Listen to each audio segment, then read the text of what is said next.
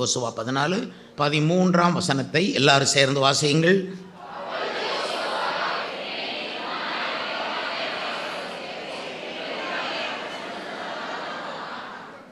அப்பொழுது யோசுவா எப்புன்னேயின் குமாரனாகிய காலேபை ஆசீர்வதித்து எபிரோனை அவனுக்கு சுதந்திரமாக கொடுத்தான். அது இந்நாள் மட்டும் இருக்கிறபடி எபிரோன் அவனுக்கு சுதந்திரமாயிற்று. அது அடுத்த வசனத்தில் இருக்கு.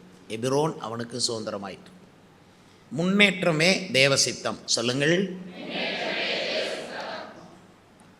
இப்போ யோசுவாவும் அவனுடைய சேனையும் எப்படி முன்னேறியது என்ற செய்தியை யோசுவா புஸ்தகம் முழுவதிலும் நீங்கள் வாசிக்க முடியும். யோசுவாவின் புஸ்தகமே ஒரு முன்னேற்றத்தின் புஸ்தகமாகும். அவர்கள் இருந்த இடத்திலே இருக்கவில்லை, முன்னேறினார்கள், ரொம்ப முன்னேறி கொண்டே இருந்தார்கள். இதில் 14ஆம் அதிகாரத்திலே நீங்கள் வரும்பொழுது இன்றைக்கு வாசித்தபடி எப்புன்னேயின் குமாரனாகிய காலேப் என்கிறவன் யோசுவாவை பார்த்து சொல்லும் வார்த்தை, அவன் என்ன சொல்லுகிறான் என்றால், கர்த்தர் காதேஸ் பர்னேயாவிலே கர்த்தர் என்னை குறித்தும் உம்மை குறித்தும் தேவனுடைய மனுஷனாகிய மோசையோடு சொன்ன வார்த்தையை நீர் அறிவீர். உம்மை குறித்தும் என்னை குறித்தும் கர்த்தர் காதேஸ் பர்னேயாவிலே சொன்ன வார்த்தையை நீர் அறிவீர். என்ன வார்த்தை சொன்னார்? 9ஆம் வசனத்தில் பாருங்கள். அந்நாளிலே மோசே, நீ என் தேவனாகிய கர்த்தரை உத்தமமாய் பின்பற்றினபடியால் உன் கால் மிதிக்கும் தேசம் உனக்கும் உன் பிள்ளைகளுக்கும் என்னென்றைக்கும் சுதந்திரமாக கிடவது என்று சொல்லி ஆணை. இப்போ நாம் முன்னேறதுக்கு முதலாவது எதை பார்க்கணும்ன்றா, தேவன் நமக்கு சொன்ன வார்த்தை, தேவன் சொன்ன வாக்குத்தத்தம், அவர் நமக்கு என்ன வாக்குத்தத்தம் கொடுத்தாரோ அதை நீங்கள் பிடித்து கொள்ள வேண்டும், அதை நினைப்பூட்டி கொள்ள வேண்டும், நினைவுபடுத்தி கொள்ள வேண்டும். அதை பிடித்து தான் நீங்கள் ஜெபிக்க வேண்டும். வாக்குத்தத்தம் இல்லாமல் ஜெபிப்பது தூண்டில் இல்லாமல் மீன் பிடிக்க முயற்சிப்பதாகும். வாக்குத்தத்தம் வேணும். வலை இல்லாமல் மீன் பிடிக்க முடியாதது போல ஒரு வாக்குத்தத்தம் உங்களுக்கு இருக்கிறது. தேவன் பேசாத தேவன் அல்ல, பேசும் தேவன். அவர் ஏற்கனவே உங்களுக்கு வாக்குத்தத்தம் கொடுத்திருப்பார். நீங்கள் அதை சாதாரணமாக எண்ணியிருப்பீர்கள். அதான் உங்கள் வாழ்க்கைக்காக அவர் பேசியிருப்பார். நான் கண்டது, நிறைய பேர் வாக்குத்தத்தங்களை சாதாரணமாக எடுத்துக்கொள்கிறார்கள். தேவன் தான் என்ன பேசினாரோ அதன் அடிஸ்தானத்திலே அதை அஸ்திபாரமாக வைத்துத்தான் உங்கள் வாழ்க்கையை கட்டி அமைப்பார். அப்போ தேவன் உங்களோட என்ன பேசினார் என்கிறது ரொம்ப முக்கியம். என்ன வாக்குத்தத்தம் கொடுத்தார் என்பது ரொம்ப முக்கியம். யோசுவாவுக்கு தேவன் வாக்குத்தத்தம் கொடுத்தார். அது யோசுவா 1ஆம் அதிகாரத்தில் இருக்கிறது. நீ போகும் இடமெல்லாம் நான் உன்னோடு இருப்பேன், நீ எளிதாய் அதை ஜெயித்து கொள்வாய், உன் கையிலே நான் ஒப்பு கொடுத்தேன், நீ போய் அதை சுதந்திரித்து கொள்வாய். இது போன்ற வாக்குத்தத்தங்களை கொடுத்தார். இதனால் எப்புன்னேயின் குமாரனாகிய காலேப் யோசுவாவை பார்த்து சொல்கிறான், உங்களை பற்றியும் என்னை பற்றியும் மோசையை கொண்டு கர்த்தர் சொன்ன வார்த்தை என்ன தெரியுமா, அதை நம்ம நினைக்கணும். சொல்லி வார்த்தையை ஞாபகப்படுத்துகிறார். கர்த்தர் வார்த்தை கொடுத்து ஆணையிட்டிருக்கிறார். தேவனுடைய வாக்குத்தத்தங்கள் எல்லாம் ஆணையிடப்பட்டவைகள். இந்த வார்த்தை எல்லாரும் சொல்லுங்கள். தேவனுடைய வாக்குத்தத்தங்கள் எல்லாம் ஆணையிடப்பட்டவைகள். இப்போ நம்ம நான் ஆணையிட்டு சொல்கிறேன், இதை உனக்கு தருவேன் என்று சொன்ன மாதிரி தேவனுடைய வார்த்தைகள், வாக்குத்தத்தங்கள் ஒவ்வொன்றும் ஆணையிட்டு அவர் வாக்கு பண்ணுகிறார். சொன்னார், அந்த பாலும் தேனும் ஓடுகிற தேசத்தை உனக்கு தருவேண்டு மோசேக்கு சொன்னார். இவர்களுக்கு என்ன சொன்னார்? உன் கால் மிதித்த தேசம் உனக்கும் உன் பிள்ளைகளுக்கும் என்றென்றைக்கும் சுதந்திரமாக இருக்க கிடவுது. நீ கால் மிதிக்கும் இடம் உனக்கும் உன் பிள்ளைகளுக்கும் சொந்தமாக இருக்க கிடவுது என்ற வாக்குத்தத்தத்தின் அடிஸ்தானத்தில் தான் முன்னேற்றமே இருக்குது. If you don't have a promise, முன்னேற்றம் எதிர்பார்க்காதீங்க. அதனால தான் வாக்குத்தத்தம் கவனமாக பார்க்கணும். கர்த்தர் சிலர்கிட்ட பேசிட்டு சிலர்கிட்ட பேசாமல் பட்சபாதம் பண்ணுகிற தேவன் அல்ல. அவரவருக்கு பேசுவார், அவரவருக்கு விளங்கத்தக்க வண்ணம் பேசுவார். நீங்கள் இன்னும் அசதியாக இருந்தீங்கன்னா வாக்குத்தத்தத்தை இழந்து போவீர்கள். விதைக்காமல் அறுவடை இல்லை, வாக்குத்தத்தம் இல்லாமல் முன்னேற்றம் இல்லை. கர்த்தருக்கு ஸ்தோத்திரம். இந்த சபைக்கு அவர் என்ன சொன்னார் என்பது ரொம்ப முக்கியம். இந்த சபைக்கு அவர் ஏற்கனவே என்ன சொல்லியிருக்கிறார், என்ன ப்ராமிஸ் பண்ணியிருக்கிறார் என்கிறதை அடிக்கடி நினைப்பூட்டுக் கொள்வது ரொம்ப முக்கியமானது. அருமையானவர்களே, விசுவாசிகள் ஒவ்வொருவரும் உங்களுக்கு கர்த்தர் இந்த மாதம் கொடுக்குற வாக்கு தத்தங்களை நீங்கள் அதை ஞாபகத்தில் வைத்து ஜெபித்து கொண்டே இருந்தாலே நீங்கள் வளர்ந்திருப்பீர்கள். நீங்கள் தனிப்பட்ட நிலைமையில் ஜெபிக்கும்போது உங்களோட ஒரு வாக்குத்தத்தம் கொடுத்துருப்பார். ஒரு இக்கட்டான சூழ்நிலை மேலே கர்த்தர் உங்களுக்கு ஒரு வாக்குத்தத்தம் கொடுத்துருப்பார். இக்கட்டான சூழ்நிலை மேலே ஏன் வாக்குத்தத்தம் கொடுக்குறாருன்னா, பண்பட்ட இதயமாக இருக்கும் இக்கட்டுகளின் நடுவில். சாதாரண நேரத்தில் சொன்னால் கேட்க மாட்டாங்க, முரட்டாட்டம் பண்ணுவாங்க. ஆனால் அவங்களுக்குன்னு ஒரு இக்கட்டு வரும்போது அவங்க இருதயம் ஏற்றுக்கொள்ளக்கூடிய தயார் நிலையில் இருக்கும். நல்ல உழுது தயார் நிலையில் வைக்கப்பட்ட நிலம் போல இதயங்கள் இருக்கும்போது அவர் வாக்குத்தத்த விதைகளை உள்ளே போடுகிறார். எனவே வாக்குத்தத்தம் தான் முன்னேற்றத்துக்கு ரொம்ப அத்தியாவசியமானது. ஆகவே கர்த்தர் ஒரு வாக்குத்தத்தம் கொடுத்த போது அதை நான் நம்பினேன், ஆணித்தரமாக நம்பினேன். நான் ஏன் வாக்குத்தத்தத்தை நம்ப வேண்டும்? ஏனென்றால் அதை கொடுத்தவர் இயேசுவை நான் நம்புகிறேன். அவர் அவர் அவர் எனக்கு சொன்னதை செய்வார்னு எனக்கு தெரியும். அதனால தான் முரட்டுத்தனமாக நம்பினேன். அப்போ எவ்வளோ கிண்டல் கேலி பண்ணாங்க, என்னைய பரியாசம் பண்ணாங்க. நான் கிரயம் செலுத்தி கொண்டே இருந்தேன், அழுதேன், கண்ணீர் விட்டு உபவாசம் இருந்தேன். மக்களும் என்னோடு சேர்ந்து அன்பு நிறைந்தவர்கள் அழுது கண்ணீர் விட்டால். வாக்குத்தத்தம் தான் அடிஸ்தானம். அருமையானவர்களே, இந்த சபைக்கும் கர்த்தர் வாக்குத்தத்தம் கொடுக்கிறார். உங்கள் ஒவ்வொருவருக்கும் கர்த்தர் வாக்குத்தத்தம் கொடுத்திருக்கிறார். அந்த வாக்குத்தத்தத்தை திரும்ப திரும்ப சொல்லுங்கள். அந்த தொடர்ந்தேர்ச்சியாக அந்த வாக்குத்தத்தங்களை பிடித்து கொண்டே, அதை ஞாபகப்படுத்தி கொண்டே, அதை நாமும் ஒருவருக்கொருவர் ஞாபகப்படுத்தி கொண்டு அதை தேவனுக்கும் அதை சொல்ல வேண்டும். தேவன் கொடுத்த ப்ராமிஸை அவருக்கே சொல்லணும். இப்படி சொன்னீங்களேன்னு சொல்லி நினைப்பூட்டி ஜெபிப்போமானால் முன்னேற்றத்துக்கு உங்களுக்கு முதல் வழி திறக்கும். கர்த்தருக்கு ஸ்தோத்திரம். முன்னேற்றத்தினுடைய 2வது வழி என்ன? இதே வேத பகுதியிலே நீங்கள் பார்ப்பீர்களானால் இந்த வசனத்தை வாசித்து பாருங்கள், 8ஆம் வசனத்தை.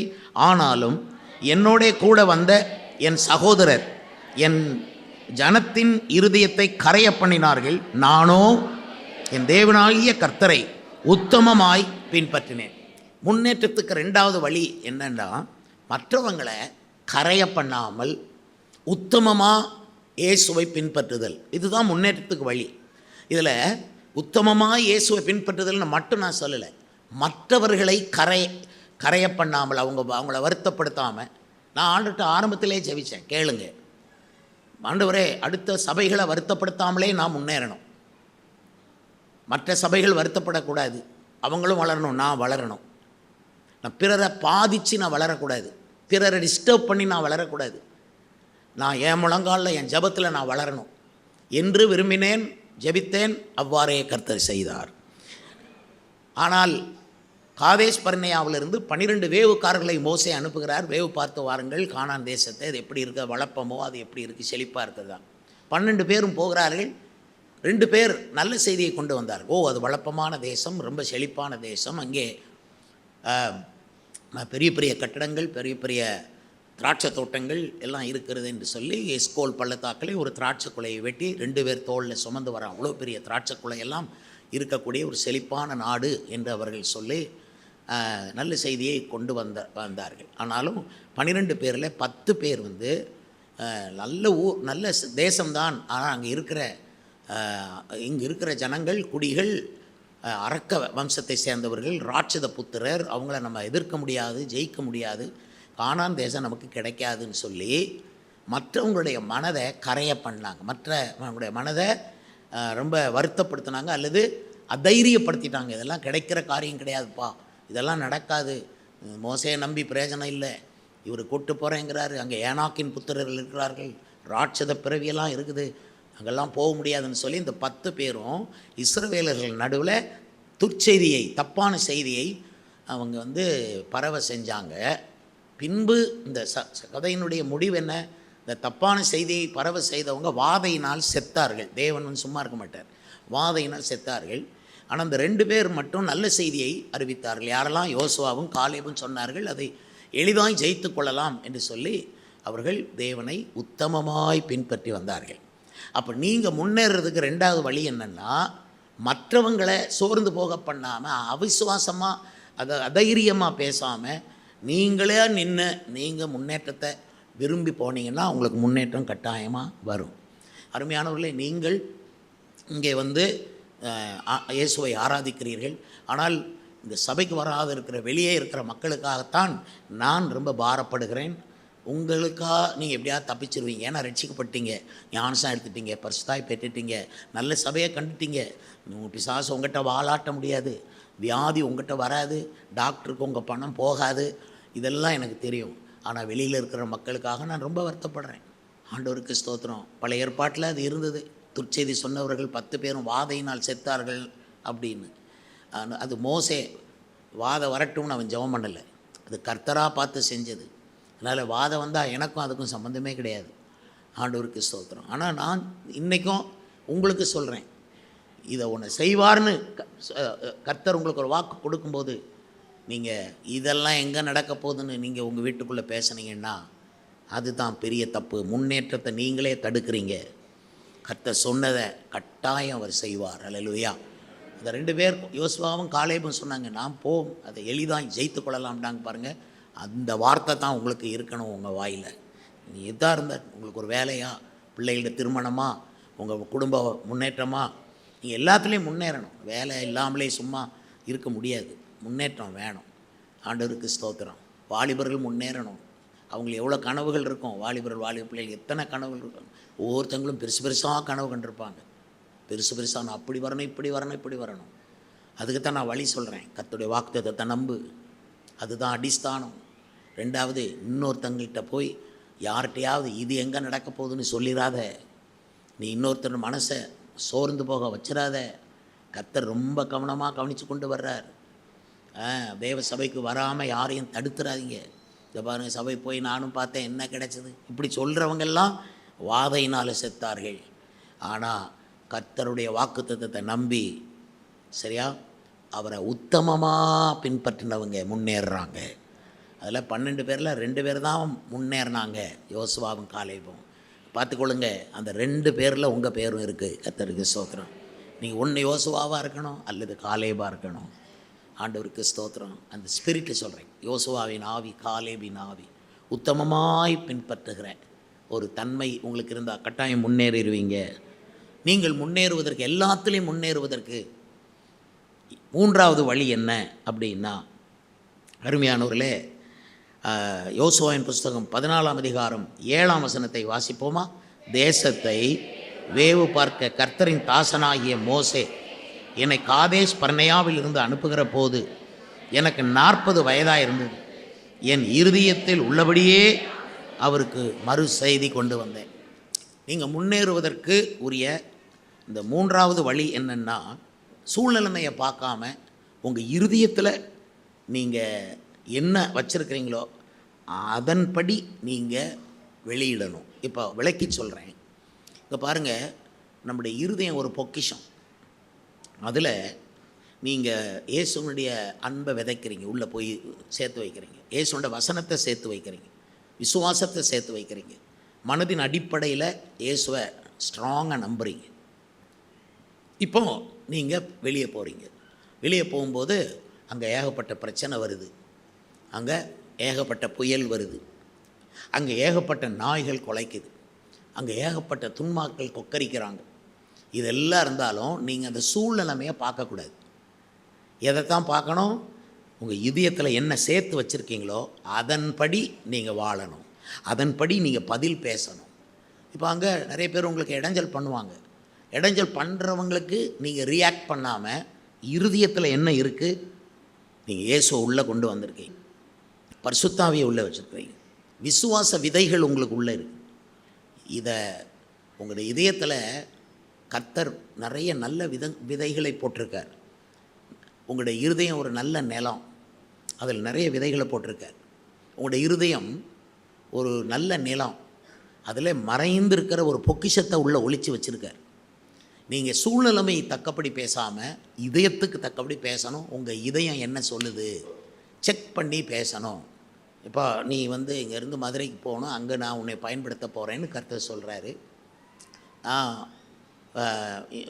அந்த வார்த்தையை அப்படியே நம்புகிறேன். கர்த்தர் சொன்னார்ல, அதன்படி செய்வோம். கர்த்தர் மதுரையில் பயன்படுத்துவார்னு சொல்கிறேன். போகிறீங்க, ட்ரெயின் போயிட்டுது, போக வழி இல்லை, பஸ்ஸுக்கு ஓடுறீங்க, அங்கே பயங்கர கூட்டம். ஆனால் நீங்கள் ஐயோ கூட்டமாக இருக்கேன்னு புலம்ப தேவையில்லை, ஐயோ ரயில் போயிட்டேன்னு புலம்ப தேவையில்லை. சொன்னாரே, மதுரையில் நான் உன்னையை பயன்படுத்த வேண்டி சொன்னாரே, அப்படியே இந்த உள்ளக்கு இருக்கிறத நம்பிக்கொண்டே இருங்க.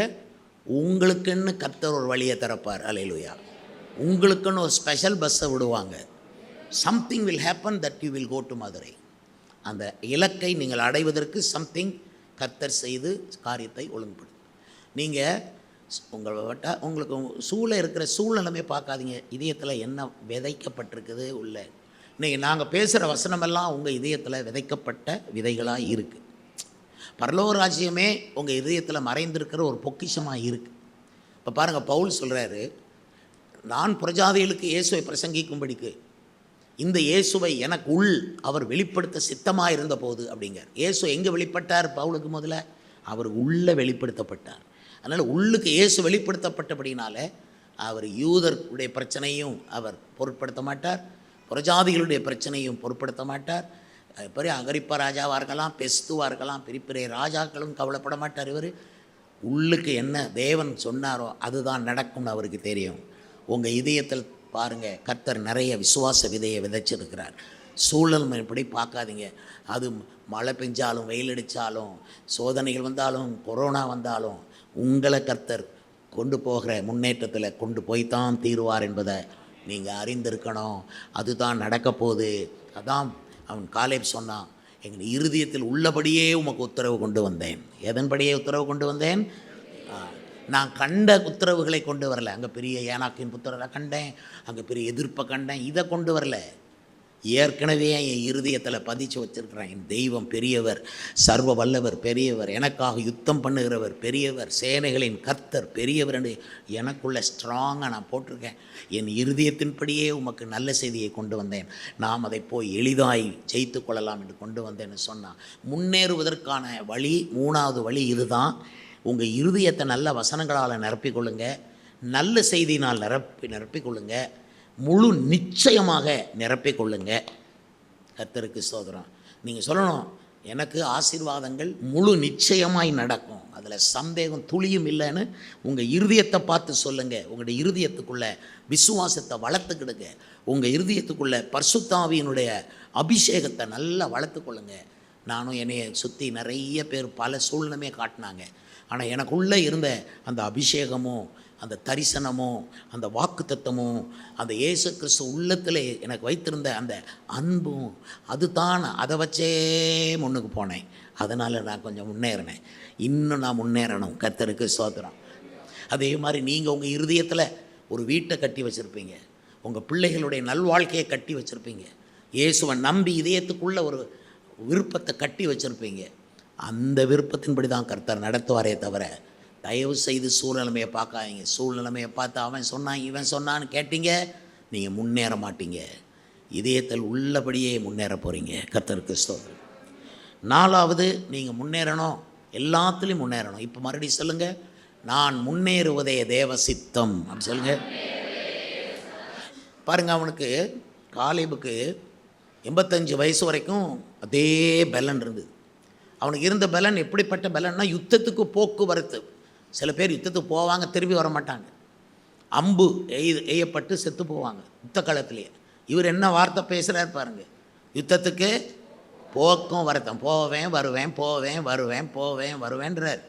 அதுக்கு எனக்கு அன்னைக்கு தேவன் கொடுத்த பலன் இன்னைக்கும் வரைக்கும் இருக்குது. இந்த வாக்குத்தத்தத்தை தேவன் சொல்லி 40 வருஷம் ஆச்சு. 40 வருஷமாக அதே பலன் என்கிட்ட இருக்குது. 40 வருஷமாக அதே வாக்குத்தத்தம் எனக்குள்ளே இருக்குது. 40 வருஷமாக அதே விருப்பமும் எனக்குள்ளே இருக்குது. ஆகவே நான் முன்னேறுவது நிச்சயம். கர்த்தருக்கு ஸ்தோத்திரம். அதே பலன். விசுவாசிகள் தங்கள் பலனை அடிக்கடி இழக்கிறது, தங்களுடைய ஜப பலனை இழக்கிறது, தங்களுடைய கிருபை அபிஷேக பலனை இழக்கிறது. அடிக்கடி நீங்கள் பலன் இழந்துக்கிட்டு இருக்கக்கூடாது. நல்ல பலனோடு இருக்கணும். கர்த்தருக்கு ஸ்தோத்திரம். உடம்பும் நல்ல பலனாக இருக்கணும். நான் சொன்னேன்ல, நம்ம பணம் டாக்டருக்கு இல்லைன்னு, அதை நீங்கள் கன்ஃபஸ் பண்ணணும். திரும்ப திரும்ப கன்ஃபஸ் பண்ணுங்க. முடியாத ஆண்டவரே, நான் உம்முடைய இரத்தத்தால் மீட்கப்பட்டவன், நான் ரட்சிக்கப்பட்டவன், நான் உம்மோடு உடன்படிக்கை செய்தவன். என் பணத்தை டாக்டருக்கு கொடுக்க மாட்டேன், என் பணம் சபைக்கு தான் கொடுப்பேன், ஊழியத்துக்கு கொடுப்பேன், மிஷினரிகளுக்கு கொடுப்பேன், ஆனால் டாக்டருக்கு கொடுக்க மாட்டேன். அருமையானவர்களே, அதே சத்தத்தை கர்த்தர் எனக்கு கொடுத்தார், அதே பலனை எனக்கு கொடுத்துருக்கிறார். அருமையானவர்களே, உங்களுக்கு அதே பலனை கொடுப்பார். எத்தனை வருஷம் பலன் உங்களுக்கு இருக்கும்? 40 வருஷ பலன் இருக்கும். இந்த ஆராதனையில் இருந்து 40 வருஷத்தை கணக்கு போடுங்க. இன்னும் 40 வருஷம் நீங்கள் பலனோடு இருக்கணும். சும்மா சும்மா பிரசங்கம் பண்ணலை. வசனமெல்லாம் ஜீவன், வசனமெல்லாம் மருந்து, வசனமெல்லாம் உயிர் காக்கும் மருந்து. இதுதான் ஜீவ நதி. இயேசு சொன்னார், இந்த ஜீவநதி நான் உனக்கு ஜீவன் கொடுக்கவும் அந்த ஜீவன் பரிபூர்ணமாக இருக்கவும் நான் வந்தேன்னு சொன்னார். ஹல்லேலூயா. ஜீவன் உண்டாயிருக்கும், அது பரிபூரணப்படவும். அப்போது உங்களுடைய சுகம் பரிபூர்ணப்படும். ஜீவன்னா இந்த உலக ஜீவன், பரிபூர்ண ஜீவன்னா பரலோகம். உலகத்தில் 40 வருஷம் பலனாக இருக்கணும். நீ யாராக இருக்கட்டும், நான் 5 வருஷம் உயிரோடு இருப்பேன் செத்து போவேன் நினையாதீங்க. அதுக்காக இயேசு உயிரோடு எழும்பலை. உங்களை உயிரோடு காக்கத்தான் வந்திருக்கிறார், உங்களை சுகத்தோடு வைக்கத்தான் வந்திருக்கிறார். ஆனால் உங்கள் அடிப்படையில் உங்கள் இதயத்தில் உள்ளபடியே நீங்கள் பதில் பேசுங்க. உங்கள் இருதயத்தில் இல்லை டாக்டர் இல்லாமல் முடியாது, மருந்து இல்லாமல் முடியாதுன்னா இருதயத்தில் உள்ளபடி நடத்தப்படுவீங்க. உங்கள் இருதயம்தான் உங்களை நடத்து. பைபிள் சொல்லுது, உங்கள் இருதயம் உன்னை எங்கே கொண்டு போகிறது. இப்படி வசனம் பேசுது நமக்கு. மகனே, உன் இருதயம் உன்னை எங்கே கொண்டு போகிறது. நீங்கள் முன்னேறணும்னு கர்த்தர் விரும்புகிறது நிச்சயம். ஆனால் நீங்கள் பலனை இழக்கிறீங்க. உங்கள் கிருபை பலனை இழந்துறாங்க, விசுவாச பலனை இழந்துறாங்க. யோசுவாவின் தேவன், காலேபின் தேவன் உன் நடுவில் உன்னோட தேவனாக இருக்கிறார். உனக்கு உரிமை, காலேபுக்கு உரிமை இருக்குன்னா உனக்கு உரிமை இருக்குது. காலேப் பழைய பிரமாணத்தின் கீழ் இருந்தவன், நீயோ புதிய பிரமாணத்தின் கீழ் இருக்கிறாய். காலேப் பழைய உடன்படிக்கையின் கீழே இருந்தவன், நீங்களும் நானுமோ புதிய இரத்த உடன்படிக்கை கீழே வந்திருக்கிறோம். நமக்கு காலேபை விட அதிக உரிமை இருக்கம்மா. உங்களுக்கு பலன் இருக்குது. அதே பலன் உங்களுக்கு திரும்ப இருக்கணும். ஒரு 10-20 இடங்களில் சுவிசேஷ கூட்டம் நடத்தக்கூடிய அதே பலன் உங்களுக்கு இருக்கணும், குறையக்கூடாது. கிருபை பலன், அபிஷேக பலன், ஜப பலன், வசன பலன். இந்த மைண்ட் இருக்குது பாருங்கள். மைண்டு சிலருக்கு சேஞ்ச் ஆகுது. கொஞ்சம் வயசான உடனே மறதி ஏற்படும், புத்தி மயக்கம் ஏற்படும். இதெல்லாம் ஏற்படக்கூடாது.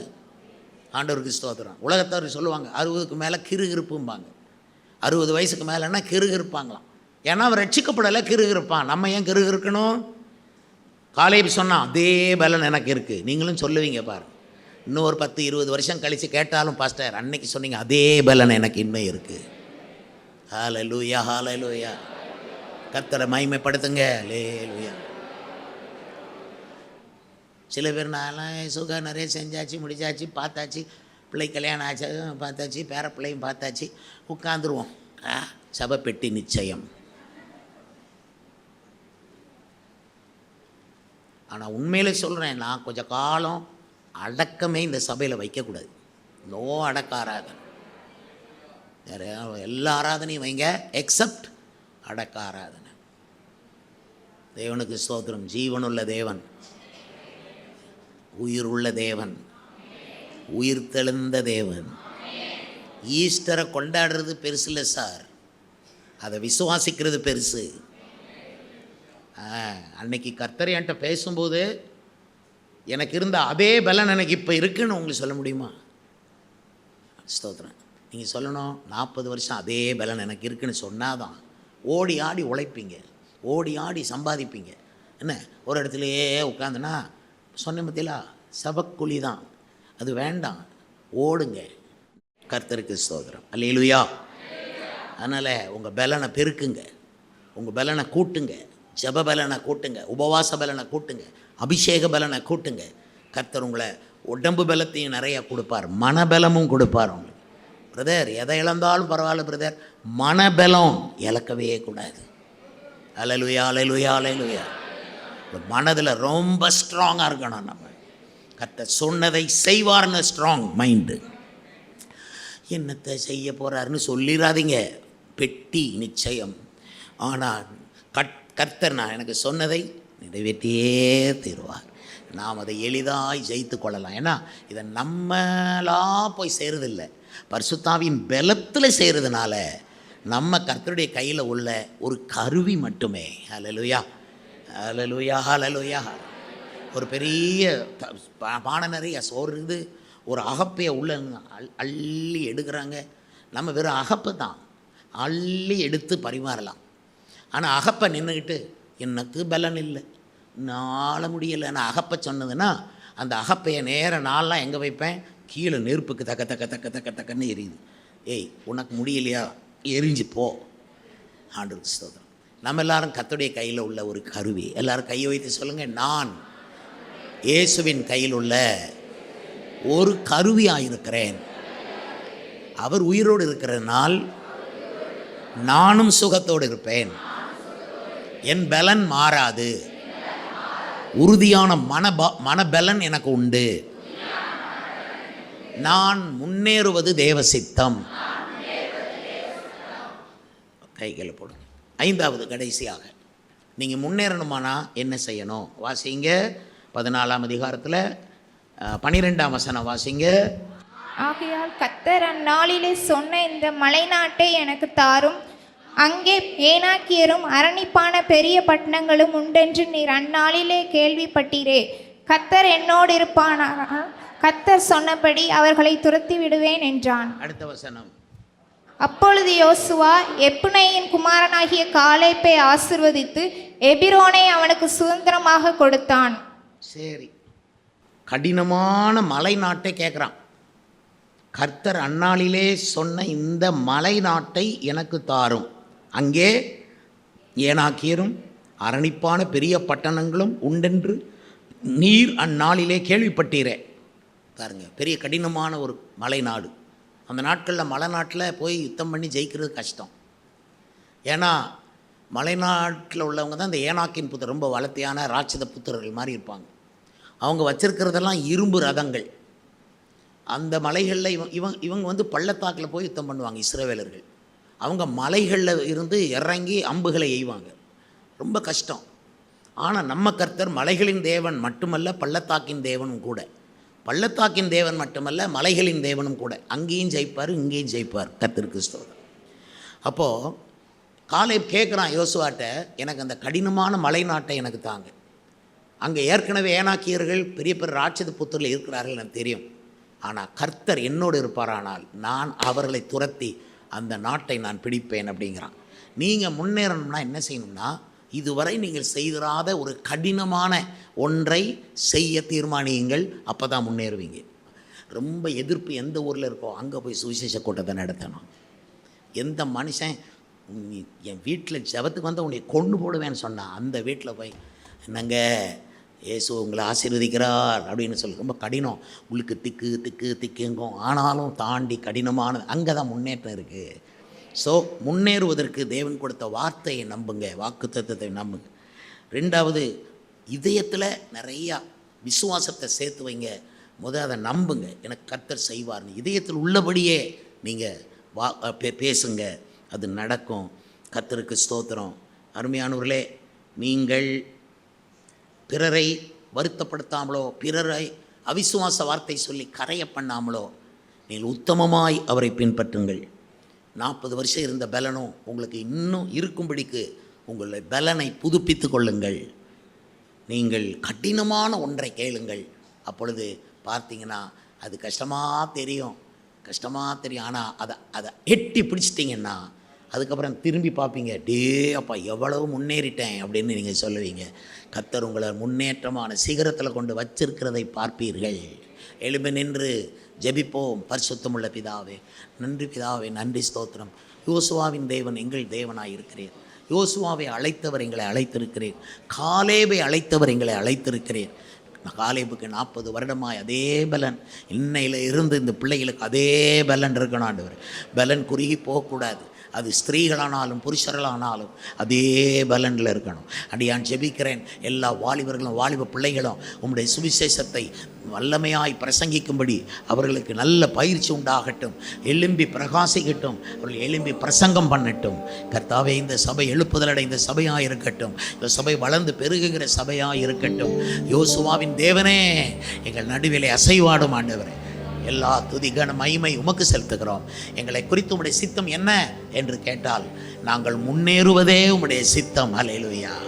இயேசுவின் நாமத்தில் ஜெபிக்கிறோம் நல்ல பிதாவே, ஆமென்.